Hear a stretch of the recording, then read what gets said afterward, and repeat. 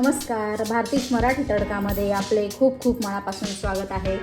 आज आपण बनवणार आहोत बासुंदी, अगदी कमी साहित्यात आणि इतकी छान चविष्ट आणि खूप खायला खूप भारी अशी आपण ही बासुंदी बनवणार आहोत। फक्त 2 प्रकारचे साहित्य घेतले, मी दूध घेतलंय आणि बासुंदी मसाला घेतलाय। आज आपण बासुंदी मसाल्यापासून बासुंदी बनवणार आहोत। मी पूर्णपणे म्हशीचं दूध घेतलेलं आहे। आता आपण हे दूध काढून घेऊया।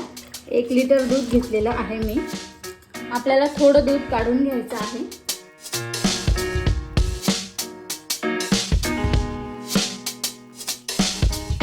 आता आपण हे दूध गॅसवरती ठेवून देऊ आणि छान असं आपल्याला हे दूध आटवून घ्यायचं आहे। आपण हे दूध काढलंय, या दुधामध्ये आपण हा मसाला टाकून घेऊया। आता या मसाल्याच्या व्यतिरिक्त आपल्याला दुसरं काहीही बासुंदीत टाकायची गरज नाही आहे। खूप अशी छान अशी घट्ट अशी बासुंदी तयार होते।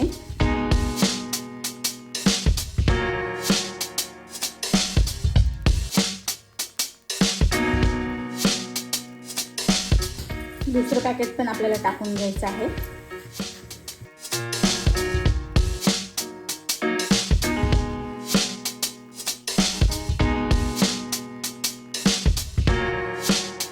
एवढं छान असं मिक्स करून घेतलेलं आहे।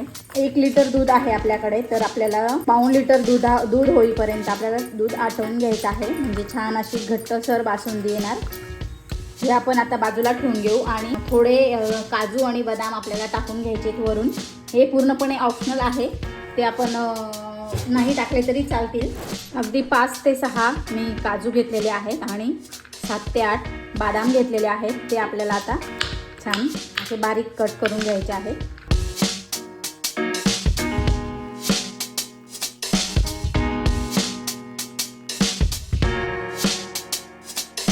काजू बदाम आपण असे बारीक बारीक कट करून घेतले, ते आपण आता दुधात टाकून घेऊया।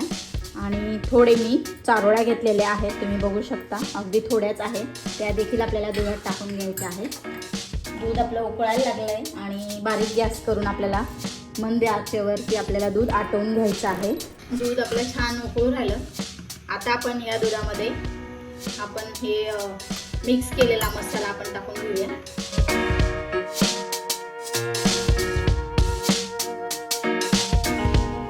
मी 1 लिटर दुधासाठी मी 2 पॅकेट वापरलेली आहे। तुम्ही अर्धा लिटर दुधासाठी तुम्ही 1 पॅकेट पण वापरू शकता। खूप छान अशी ही बासुंदी तयार होते। बासुंदी आपण भरपूर अशी आटवून घेतलेली आहे, तुम्ही बघू शकता किती अशी दाटसर बासुंदी झालेली आहे।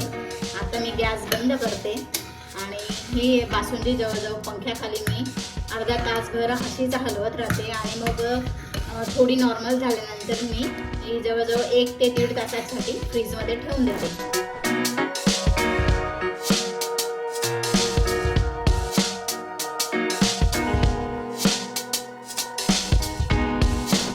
अगदी कमीत कमी साहित्यामध्ये आपण बासुंदी बनवलेली आहे। खूपच टेस्टी आणि खूपच भारी अशी टेस्ट आहे बासुंदीची।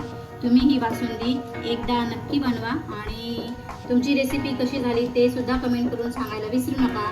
माझी रेसिपी आवडली असेल तर लाईक करा, शेअर करा आणि सबस्क्राईब करायला विसरू नका। धन्यवाद।